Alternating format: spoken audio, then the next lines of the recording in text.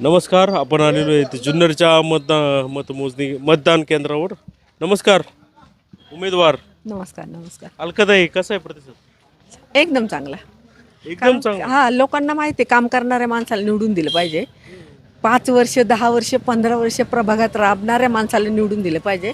लोकांचा प्रतिसाद एकदम चांगला आहे. पण म्हणावे तसं तुम्ही बाहेर आले नाहीत. नमस्कार. नाही होते बाहेर. अरे नमस्कार नमस्कार. नाही होते बाहेर होते. मला म्हणजे कसं आहे, माझ्या तर उलट ह्या प्रभागामध्ये आहे ना प्रत्येक घरात संबंध आहे. त्याच्यामुळं बाहेर मी लोकांना म्हणजे माझी शायनिंग नसते जास्त बाहेर. आपलं अंतर्गत आपली लोक मला भेटतात, हे करतात, चालू आहे. तुमच्या विरोधात प्रचाराचे व्हिडिओ पाहिले का? माझ्या विरुद्ध प्रचाराची व्हिडिओ पाहिली, पण आता त्याच्यावर आत्ता भाष्य करणं योग्य नाही. कधीतरी वेळ येईल तेव्हा बोलेल ना, काय सगळं विश्लेषण करेल. कसा आहे प्रतिसाद, कसा आहे? एकदम छान आहे. आणि कुठे आहे ते मतदान केंद्र कुठे आहे? Main Sukhmutha high school. अच्छा, बरंच लांब बूथ लावलेले आहेत. हो ते हा आपला बूथ का? हो, हा आपला बुद्ध आहे. आणि हा? हा अच्छा अच्छा, असेल वेगवेगळ्या पक्षांचा. चालायचं, तो आपलाच आहे. हा इकडचा आपलाच आहे, तो आपलाच म्हणायचा. सगळी व्यवस्थित चालू आहे. एकदम व्यवस्थित, काय विषय नाही. बरं, तुमचं? आता तुम्हाला तर 100% गॅरंटी. हो 100%. वरच्या सीटाचं काय? नगराध्यक्ष वरचं सीट धनुष्यबाण. लोकांना माहिती आहे की आता आपले एकनाथजी शिंदे याचे मंत्री आहेत नगरविकास खात्याचं. जुन्नर शहराचा विकास करायचा असेल तर आपल्याला बाणालाच मत द्यावं लागेल, कारण निधी त्या प्रमाणात आपण आणू शकतो. ठरवले लोकांनी. ठरवले. जुन्नर सगळ्या लोकांनी ठरवले. चला, तुमचे दर्शन फुलपगारे आहेत, अलकाताईंचे चिरंजीव आणि आमदारांचे काय म्हणतात त्याला, डावा का उजवा? काय नाही, काय नाही आमदार आमच्या मनात आहेत. म्हणत आहे डावा उजवा नाही ना काय? नाही, काहीच नाही. तिथं डाव उजवं काय नसतं. तिथं कोणत्या बुथवर जास्त गर्दी? गर्दी लोकांच्या मनात काय गर्दी आहे ती महत्वाची आहे, बूथवरच्या गर्दीपेक्षा. आता तुम्ही तिकडे आलेला आहात, तुम्हाला माहोल कळतोय काय आहे. आम्ही काय वेगळं सांगायची गरज नाही आहे. पण मतदार राजांना एवढीच विनंती करतो की जो 5 वर्ष 10 वर्ष जो समाजात आहे, जो आपल्या सुखदुःखात धावून येतो, त्याला 100% जनता साथ देणार आहे. आज इलेक्शन लागले म्हणून लोकांच्या दशक्रियेला जाणं, लोकांची लग्न अटेंड करणं, याला जनता नाकारतीच नेहमी. नाही, प्रचार वगैरे पाहिलं तुम्ही विरोधातलं तुमच्या? आता विरोधकांचं कामच आहे ना प्रचार ते करणं. तर म्हणतात आता सगळी लोक आमच्या सोबत आहे, आम्हीच विनवणार आहेत. नाही ना, आता प्रत्येकजण आपला आपल्या विजयाचा दावा करत राहणार, बरोबर. तर जनता जनार्दन ठरवणार. ते उद्या सगळं कळेल की कोण जिंकणार आहे, कोण हारणार आहे. हार जीतची चिंता कोण करतं? लोकांची कामं करत राहायची. तुम्ही मतदान केलं का? नाही अजून, कधी करणार? शेवटी. सगळ्यात म्हणजे आधी लोकांचं करून घ्यायचं. हा, लोकांशी जरा भेटीगाठी घेतोय, लोकांना नमस्कार करतोय, लोकांशी चर्चा संवाद करतोय. बरं, जे ज्यांचं स्थान तुमच्या कुठेतरी मनामध्ये आहे, ते कुठे आहेत? ते आहेत तालुक्यामध्ये शहरामध्ये फिरतात, प्रत्येक बूथला भेटी देत आहेत. माझ्याच मनामध्ये नाही आहे, जुन्नर तालुक्याच्या मनामध्ये आहे. म्हणून तर अपक्ष त्यांना निवडून तुमचं दिलं. मन काय चेंज नाही ना होणार? कधीच नाही होणार. पाठीमागं तुमच्या मनामध्ये वेगळ्या व्यक्ती होते. नाही, त्याच व्यक्तींनी जे आमच्या मनात होते त्याच व्यक्तींनी कुठंतरी मोठा खंजीर पाठीत गुपसला.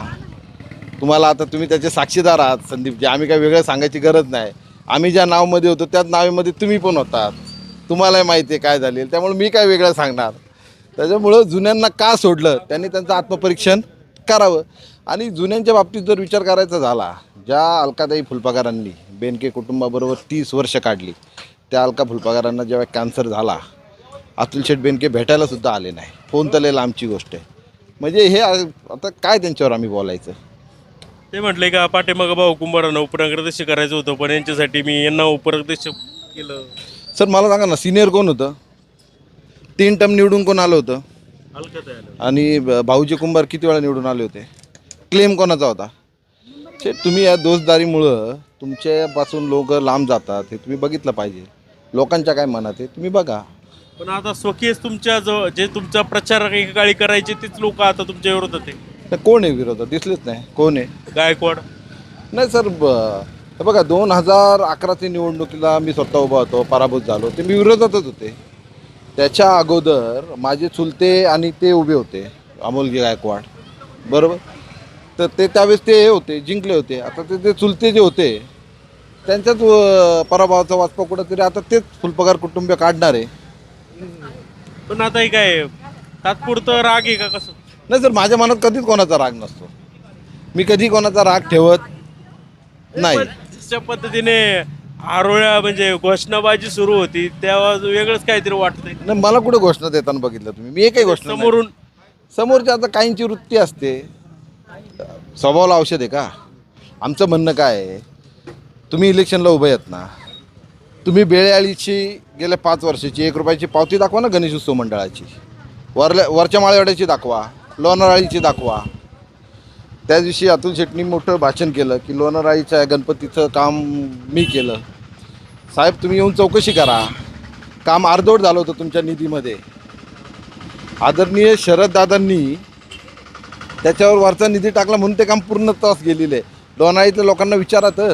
काय झालं होतं ते अतुल बेनके सातत्याने म्हणतायत का मंदिरं बंद पाडली, कुठं मशिदी बंद पाडल्या, कोणी माहितीचे अधिकार केले, आणि त्याच्या पाठीमागे आमदार आहे, आमदारांनी हे सगळं थांबवले. साहेब आमचं म्हणणं असं आहे, तुम्ही असं म्हणता ना माहितीचा अधिकार केले, इतक्या दिवस प्रचाराची रणधुमाळी चालू होती की नाही, त्या प्रचारामध्ये मीडियाला जो माहितीचा अधिकार जो दिला तो त्यांनी जनतेसमोर का नाही आणला?